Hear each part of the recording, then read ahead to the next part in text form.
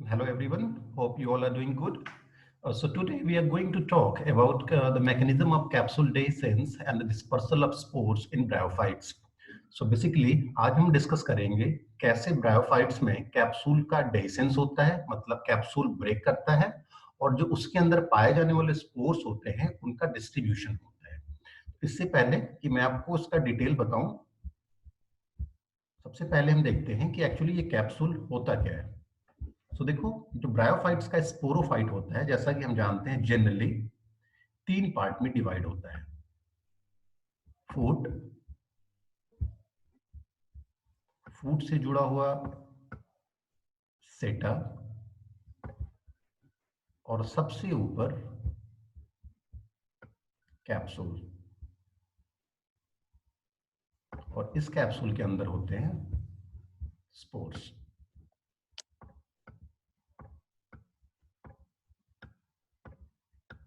ठीक है, so basically this is capsule, this is सीटा,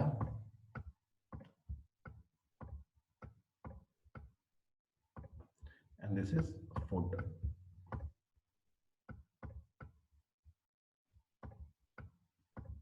ठीक है, so this is general structure of sporophyte in bryophytes. Sporophyte, sporophyte और गैमेटोफाइट में डिफरेंस क्या होता है ब्रायोफाइट्स के, या इन जनरल क्या होता है, मैं ऑलरेडी आपसे क्लास में डिस्कस कर चुका हूं। So this is sporophyte. So देखो, ये एक जनरल स्ट्रक्चर है, बट कुछ कुछ ब्रायोफाइट्स में क्या होता है, जैसे रिक्सिया। ठीक है, रिक्सिया,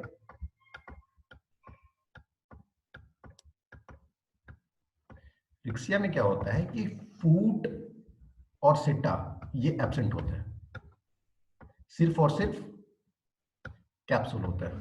जस्ट अ सेकेंड।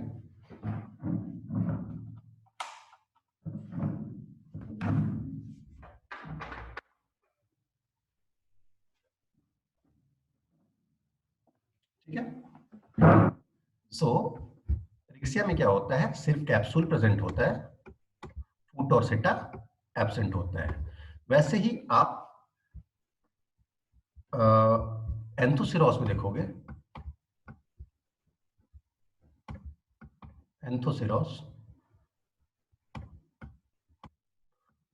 उसमें क्या होगा कि आपका छोटा सा फुट होगा और यहीं पे कैप्सूल होगा। सेटा इसमें बहुत मिनिमाइज्ड होगा। तो ओवरऑल जनरली अगर आपसे पूछा जाए कि स्पोरोफाइट में कौन कौन से पार्ट्स होते हैं, तो फूट, सेटा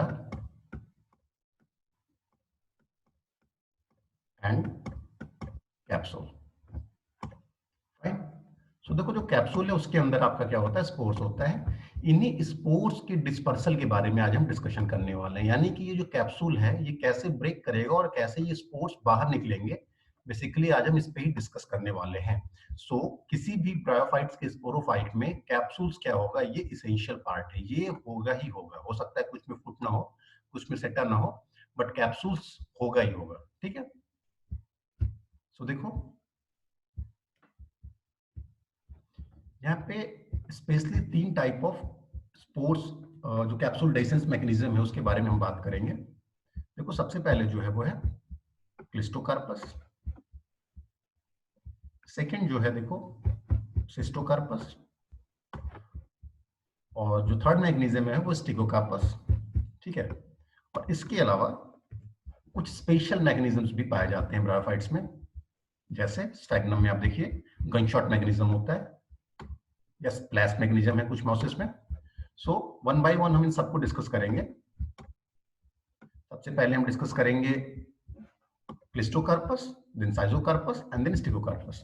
जो क्लिस्टोकार्पस, क्लिस्टोकार्पस में क्या होता है कि जनरली इसमें क्या होता है कि जो नंबर ऑफ स्पोर्स होते हैं वो बहुत ज्यादा होता है ऐसे मोसेस में। तो उसमें क्या होता है, जो कैप्सूल वॉल होता है, ठीक है, वो ऑटोमेटिकली, जैसे ये कैप्सूल वॉल है तो ये डिसइंटीग्रेट करती है, मतलब कोई एक स्पेसिफिक पॉइंट पे नहीं, एक जनरली ओवरऑल ही डिसइंटीग्रेट करती है, और सारे के सारे जो स्पोर्स होते हैं वो बाहर निकल के फिर जर्मिनेट करते हैं। और जो कॉमन एग्जांपल्स इसके हैं, जैसे देखो फिस्कम है, एपिमेरम है। इसके अलावा दो क्लिस्टोकार्पस मॉसेस हैं, जैसे सॉरी क्लिस्टोकार्पस ब्रायोफाइट्स हैं, जैसे स्फेरोकार्पस और रिक्सिया, इसमें क्या होता है कि जो number of spores are very very very high and the size of spore is very small, क्योंकि साइज स्मॉल होगा तभी जो नंबर ऑफ स्पोर्स हैं वो ज्यादा आ पाएंगे, ठीक है। सो दिस वन इज क्लिस्टोकार्पस, इसको आप ऐसे समझो,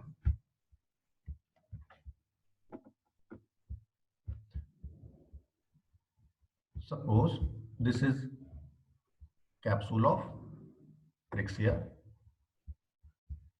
इसमें स्पोर है, नंबर ऑफ स्पोर्स बहुत ज्यादा इसमें होते हैं। इस पॉइंट पे आप समझना कि इवोल्यूशन पॉइंट ऑफ व्यू से जो रिक्सिया है, इसके स्पोरोफाइट को आप प्रिमिटिव मानोगे या एडवांस मानोगे, ठीक है। This is this question for you. तो इसमें क्या होगा कि ये जो कैप्सूल वॉल है ना, ये सारी की सारी डीके हो जाएगी, मतलब कैप्सूल वॉल डिसइंटीग्रेट कर जाएगी और स्पोर्स जो हैं वो निकल जाएंगे, ठीक है। सो कैप्सूल वॉल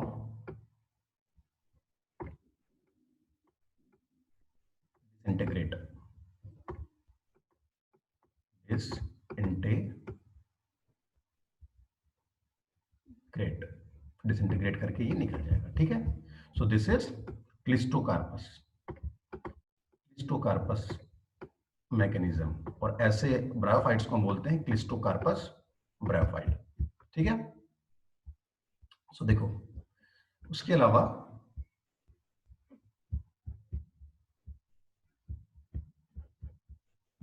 जो नेक्स्ट मैकेनिज्म है, आप देखो, दैट इज साइजोकार्पस या सिस्टोकार्पस। इसमें क्या होता है कि देखो, ओवरऑल क्या होगा कि एक लॉन्गिट्यूडिनल स्लिट का फॉर्मेशन होगा, स्लिट मतलब ओपनिंग का फॉर्मेशन, और इसके कॉमन एग्जांपल है टककिया और एंड्रिया। ये टककिया टककियल्स का मेंबर है और एंड्रिया एंड्रियल्स मेंबर है। टककिया में क्या होता है कि सिंगल स्लिट का फॉर्मेशन होता है, एंड्रिया में टोटल 4 स्लिट्स का फॉर्मेशन होता है। इसको भी आप ऐसे समझो कि suppose this is capsule of Tachycia, okay, and this is capsule of Andrea.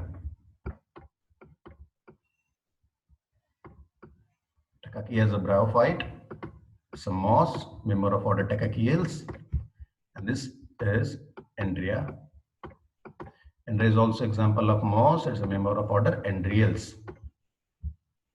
दोनों में कैसा होगा, सिस्टोकार्पस।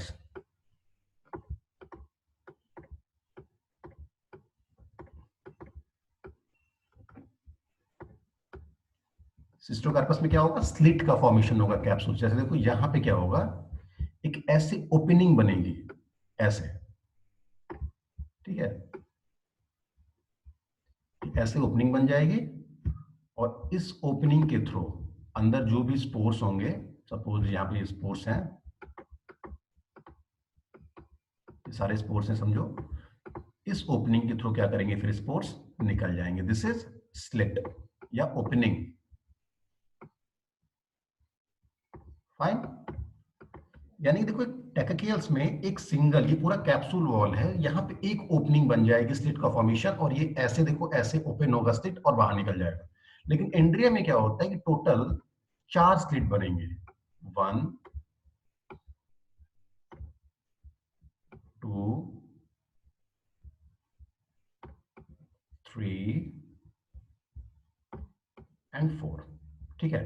टोटल ऐसे 4 स्लिट बनेंगे, 2 अपोजिट इस साइड, 2 इस साइड, और इस स्लिट से, इस ओपनिंग से फिर क्या होगा, देखो ब्रायोफाइट्स बाहर निकलेंगे, fine. So this is the cystocarpus mechanism of capsule dehiscence, and the common examples are Tachycia and Andriales. In cystocarpus mosses, the dehiscence takes place through a slit, a opening, ठीक है। जैसे ये देखो, ये पूरा capsule है और यहाँ पे एक ऐसे स्लिट बन जाएगा। ये जो स्लिट होता है वो टैकाकियल्स में या टैकाकिया में एक स्लिट बनता है सिर्फ, और एंड्रियल्स में क्या होता है कि टोटल 4 स्लिट बनते हैं, 4 ओपनिंग होती है, ठीक है।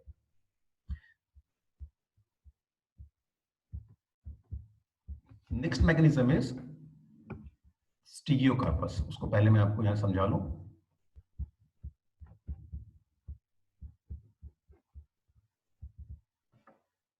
देखो स्टिग्योकार्पस। इसमें क्या होता है कि ओपरकुलम के थ्रू निकलता है, इसमें सारा का सारा स्पोर्स होता है। जैसे आपको ऐसे समझो, let's draw the structure of the sporophyte in of mosses और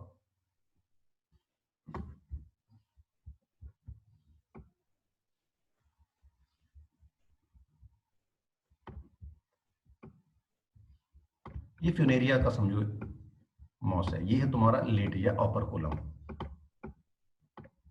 और ओपरकुलम।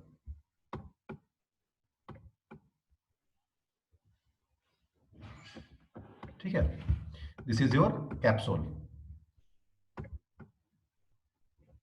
होगा क्या, अब इसके अंदर समझो मॉसेस सारे स्पोर्स हैं।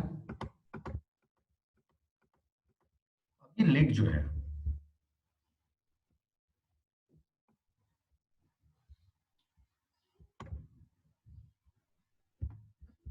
लिड जो है ये ऐसे ओपन हो जाएगा, और जब लिड ओपन हो जाएगा सारे के सारे स्पोर्स इस रास्ते से, इस माउथ के थ्रू बाहर निकल जाएंगे। ठीक है, ये फिनेरिया का एग्जांपल है। और ऐसे मॉसेस को हम बोलते हैं स्टिगियोकार्पस मॉसेस, स्टिगियोकार्पस मॉसेस या स्टिगियोकार्पस मैकेनिज्म ऑफ कैप्सूल डेसेंस। तो आपने टोटल 3 मैकेनिज्म देखे, क्लिस्टोकार्पस, साइजोकार्पस एंड दिस वन इज स्टिगियोकार्पस। क्लिस्टोकार्पस में क्या हुआ कि पूरी की पूरी कैप्सूल वॉल डेसेंस हो गया। सिस्टोकार्पस में क्या हुआ, आपके स्लिट का फॉर्मेशन हुआ। और लास्ट में जो स्टिगियोकार्पस है, इसमें एक ओपनिंग है, जैसे सबसे ये कैप्सूल है, ऊपर देखो ऐसे ये ओपरकुलम होता है, ऐसे माउथ ओपन होता है और यहाँ से स्पोर का जो होता है वो निकल जाता है, स्पोर से। तो उसके अलावा कुछ स्पेशल मैकेनिज्म है,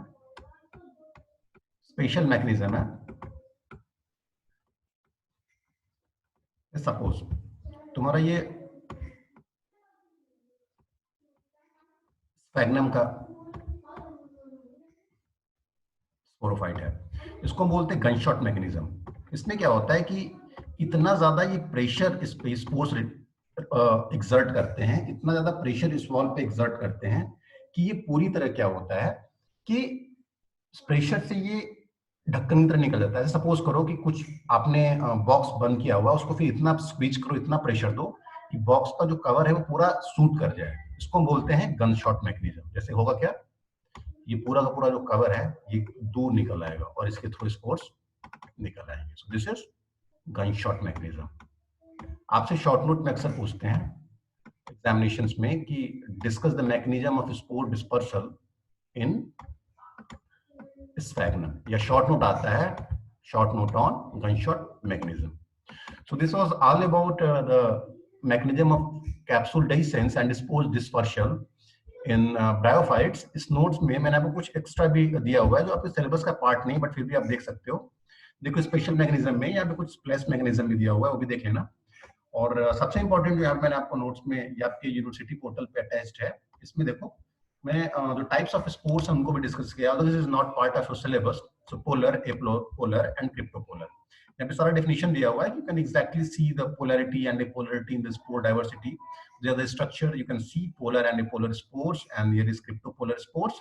Further, जो स्पोर्स के ऊपर का कवरिंग पैटर्न होता है, ठीक है, जिसको स्पोरोपोरलिन का बना होता है, ये भी मैंने यहाँ पे डिस्कस किया हुआ है कि how the sporoderm pattern in the spore of bryophytes there exist a great diversity. तो आप वो भी देख सकते हो, इस नोट्स में वो भी अवेलेबल है। ठीक है, ये सारा स्पोर्ट्स की डाइवर्सिटी पे है, ये आपके सिलेबस का पार्ट नहीं है, बट फिर भी आप चाहो तो देख सकते हो। लास्ट में मैंने क्या किया है कि जो स्पोर्ट्स का जर्मिनेशन है, जर्मिनेशन ऑफ स्पोर स्पेशली तुम्हारे मॉसेस में, वो भी मैंने डिस्कस किया है। ये बीएससी जो यूजी पार्ट 1 के स्टूडेंट्स हैं उनके सिलेबस में है, वो यहाँ से देख सकते हैं, कॉपी कर सकते हैं। ठीक है, सो फिर भी इसमें अगर कुछ प्रॉब्लम हो तो just let me know on my WhatsApp number. ठीक है, so in next lecture we will talk about the asexual productions in bryophyte. So it's all for today, thank you.